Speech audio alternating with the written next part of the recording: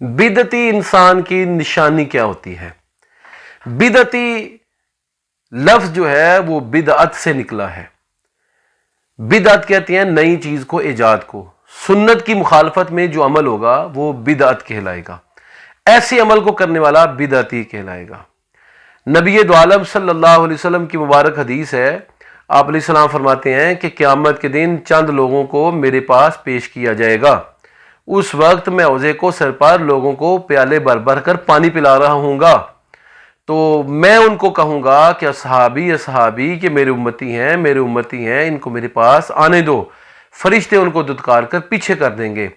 نبی دو عالم صلی اللہ علیہ وسلم فرماتے ہیں کہ فرشتے اس وقت عرض کریں گے کہ یا نبی اللہ، انہوں نے آپ کے بعد بہت سی غلط چیزوں کو اختیار کر لیا تھا اور آپ کی سنتوں کو پسے پش ڈال دیا تھا، اس لیے یہ آپ کے حوض کوثر سے محروم رہیں گے۔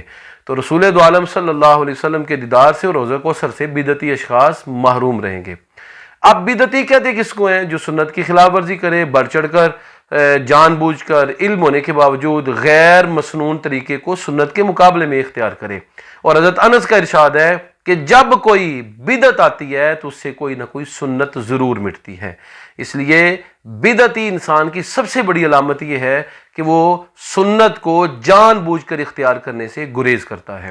اور احادیث میں ان کی چند ایک علامات بھی ہیں، فرمایا وہ اپنے سر کے بالوں کے دشمن ہوں گے، یعنی سر منڈائیں گے، ان کے تہمت بہت اونچے ہوں گے، اور وہ قرآن کی بڑی تلاوت کریں گے، نمازیں بہت زیادہ پڑھیں گے، تو اپنی نمازوں کو ان کے سامنے ہلکا سمجھو گے، لیکن قرآن کی تلاوت ان کے حلق سے نیچے نہیں اترے گی۔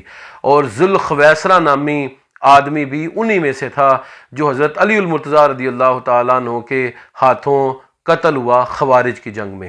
تو بدعتی لوگوں کی کچھ نشانیاں بھی حدیث میں آئی ہیں، اور بدعتی کی سب سے بڑی علامت اور نشانی یہ ہے کہ وہ سنت کی جگہ پر اپنی من مانی چیز کو اور اپنے من مانے عمل کو جو ہے وہ قبول کرتا ہے اور اسی پر عمل کرتا ہے اور سنت کو ترک کر دیتا ہے، حالانکہ اسے علم ہوتا ہے کہ یہ سنت ہے۔